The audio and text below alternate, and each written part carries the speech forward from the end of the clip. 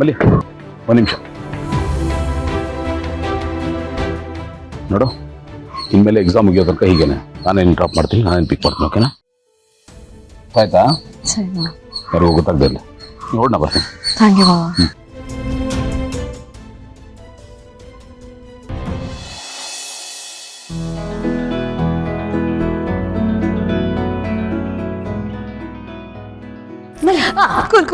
Cool. Exam super ಆಗಿ ಬರ್ದಿದ್ದೀನಿ, ಚೆನ್ನಾಗಿ ಬರ್ದಿದ್ದೀನಿ. ನಿಮ್ಮ ಆಸೆ ಪ್ರಕಾರನೇ ಫಸ್ಟ್ ಅಟೆಂಪ್ಟಲ್ಲೇ ಪಾಸ್ ಆಗ್ತೀನಿ, ಒಳ್ಳೆ ರ್ಯಾಂಕಿಂಗ್ ಕೂಡ ಬರ್ತೀನಿ. ರಿಟರ್ನ್ ಪೇಪರ್ಸ್ನು ಚೆನ್ನಾಗಾಯಿತು. ಇನ್ನು ಇಂಟರ್ವ್ಯೂ ಒಂದೇ ಬಾಕಿ, ಅದೊಂದು ಪಾಸ್ ಆಗಿಬಿಟ್ರೆ ನಾನು ಎಲ್ಲಿಗೋ ಹೋಗ್ಬಿಡ್ತೀನಿ. ಅಪ್ಪ, ನಿನ್ನ ಬಾಯಲ್ಲಿ ಇಂಥ ಒಂದು ಮಾತು ಕೇಳಿ ಎಷ್ಟು ಖುಷಿ ಆಗ್ತಿದೆ ಗೊತ್ತಾ? ಇಷ್ಟೊಂದು ಕಾನ್ಫಿಡೆಂಟ್ ಆಗಿದೆಯಲ್ಲ ಮಲ್ಲಿ, ಅಷ್ಟೇ ಸಾಕು, ಇನ್ಯಾವ ಚಿಂತೆನೂ ಇಲ್ಲ.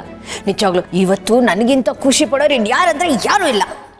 ಹಲೋ ಭೂಮಿಕಾ ಮೇಡಮ್, ನಾನು ನಿಮ್ಮ ಜೊತೆ ಇದ್ದೀನಿ. ನಿಮ್ಮಷ್ಟೇ ಮಲ್ಲಿ ವಿಷಯದಲ್ಲಿ ನನಗೂ ಖುಷಿಯಾಗಿದೆ. ಆಮೇಲೆ ಮಾತಾಡೋರಂತೆ. ಮಲ್ಲಿ ನೀನು ಹೋಗಮ್ಮ, ಫ್ರೆಶ್ ಅಪ್ ಆಗ್ಬಿಟ್ಟು ಬಾ. ನಿಮ್ಮ ಹತ್ರ ಸ್ವಲ್ಪ ಮಾತಾಡ್ಬೇಕು, ಬನ್ನಿ ಬನ್ನಿ. ಸರಿ ಹೇಳಿ, ಏನು ವಿಷಯ? ಅಲ್ಲ ರೀ, ನೀವು ಬರೀ ಎಕ್ಸಾಮು ಅಂದ್ಕೊಂಡಿದ್ರೆ ಹೇಗೆ ರೀ? ಅದಕ್ಕಿಂತ ದೊಡ್ಡ ಎಕ್ಸಾಮ್ ಇದೆ, ಅದನ್ನೇ ಮರ್ತ್ಬಿಟ್ಟಿದ್ರೆ ಅನ್ಸುತ್ತೆ. UPSCಗಿಂತ ದೊಡ್ಡ ಎಕ್ಸಾಮಾ? ಹೌದು, LIFE ಅನ್ನೋ ಎಕ್ಸಾಮು, ಐ ಮೀನ್ ಲೈಫ್ ಅನ್ನೋ ಎಕ್ಸಾಮ್. ಈಗ ಅವಳು UPSC ಮುಗೀತು, ಪಾಸ್ ಆಗ್ತಾಳೆ, ಇಂಟರ್ವ್ಯೂನೂ ಆಗುತ್ತೆ. ಇದ್ರ ಮಧ್ಯೆ ಅವಳು ಮದುವೆ ಮಾಡ್ಬೇಕಲ್ರಿ, ಅದೇ ದೊಡ್ಡ ಜವಾಬ್ದಾರಿ. ಅದನ್ನೇ ಮರ್ತ್ಬಿಟ್ಟಿದ್ದೀರಾ ನೀವು?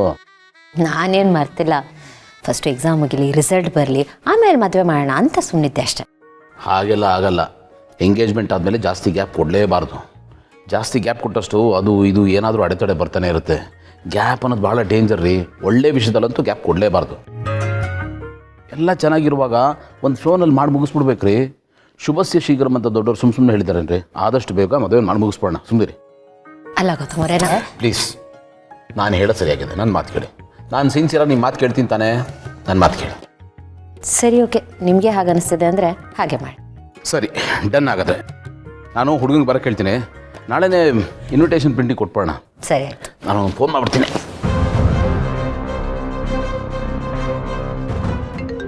ಗೌತಮ್ ಸರ್.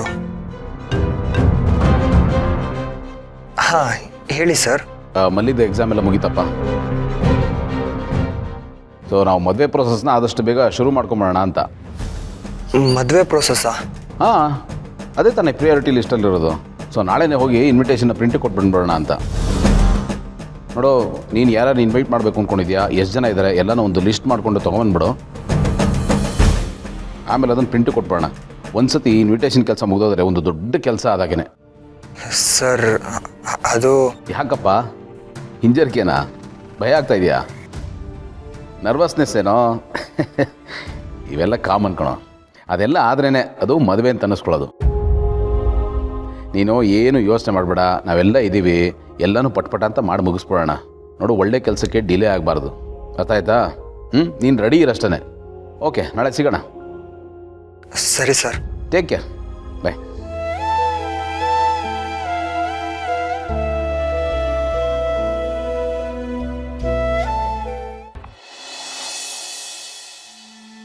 ಅಕ್ರೆ,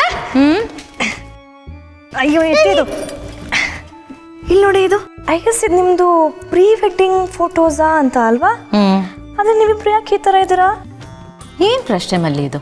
ಏನೂ ಗೊತ್ತಿಲ್ವಾ ಯಾವ ಸಂದರ್ಭದಲ್ಲಿ ನಾವು ಮದುವೆ ಆಗಿದ್ದು ಅಂತ? ಓ ಕರೆಕ್ಟ್ ಅಲ್ವಾ? ಆದರೆ ಅಕ್ಕರೆ ಒಂಚೂರು ಚೆನ್ನಾಗಿ ಕಾಣಿಸ್ತಾ ಇಲ್ಲ. ನೀವು ಯಾಕೆ ಇನ್ನೊಂದು ಫೋಟೋ ಶೂಟ್ ಮಾಡಿಸ್ಬಾರ್ದು? ಮದುವೆ ಆದಮೇಲೆ ಪ್ರೀ ವೆಡ್ಡಿಂಗ್ ಶೂಟ್ ಹಿಂಗಾಗುತ್ತೆ ಹೇಳು, ಮತ್ತೆ ಫೋಟೋ ಶೂಟ್ ಮಾಡಿ. ಪ್ರೀ ವೆಡ್ಡಿಂಗ್ ಅಲ್ಲ, ಪೋಸ್ಟ್ ವೆಡ್ಡಿಂಗ್ ಫೋಟೋ ಶೂಟ್ ಚೆನ್ನಾಗಿರುತ್ತೆ. ಸಾಕಷ್ಟು ಫೋಟೋಸ್ ಇದೆ ನಮ್ಮದು, ನೀನು ತಲೆ ತಿಳಿ ಮಾಡಿ ನೋವು. ಒಂಚೂರು ಯೋಚನೆ ಮಾಡಿ ಅಲ್ವಾ? ಹೋಗ್ತೀವೋ ಅಲ್ವಾ ಈಗ?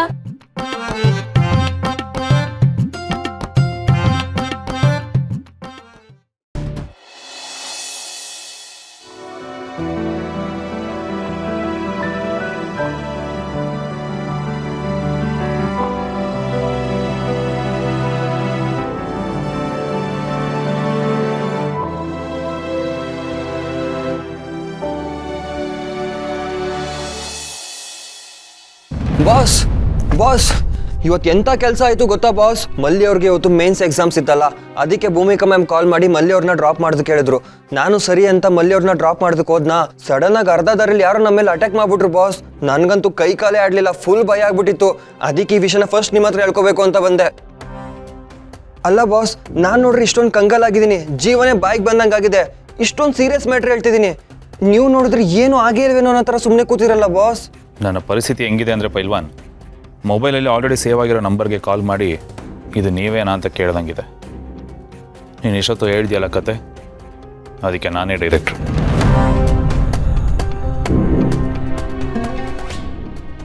ಬಾಸ್ ಹ್ಞೂ ಕಣಪ್ಪ, ಈ ಬಾಸೆ ಈ ಕತೆಯ ಹಿಂದಿರುವ ಸೂತ್ರಧಾರಿ.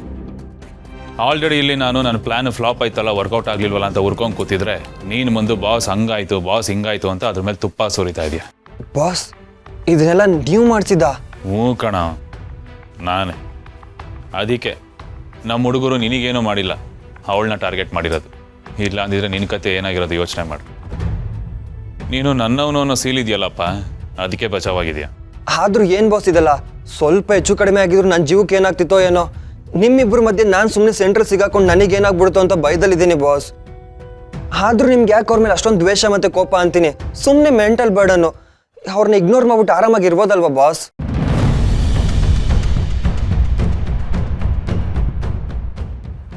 ದೈ ಏಕೆ ನನಗೆ ಬುದ್ಧಿವಾದ ಹೇಳೋಷ್ಟು ಬೆಳೆದ್ಬಿಟ್ಟಿದ್ಯಾ? ಅಯ್ಯೋ ಇಲ್ಲ ಬಾಸ್, ನಿಮಗೆ ಬುದ್ಧಿ ಹೇಳೋಷ್ಟು ಬುದ್ಧಿ ನನಗೆಲ್ಲಿ ಬಂದಿದೆ ಹೇಳಿ? ಬಾಸ್ ಅನ್ನೋ ಕನ್ಸನಲ್ಲಿ ಹೇಳ್ಕೊಂಡೆ ಅಷ್ಟೇ, ಆರಾಮಾಗಿರ್ಬೋದಲ್ಲ ಅಂತ. ಅದು ನನ್ನ ಪರ್ಸ್ನಲ್, ಬೇರೆಯವ್ರು ತಿಳ್ಕೊಳ್ಳೋ ಅವಶ್ಯಕತೆ ಇಲ್ಲ.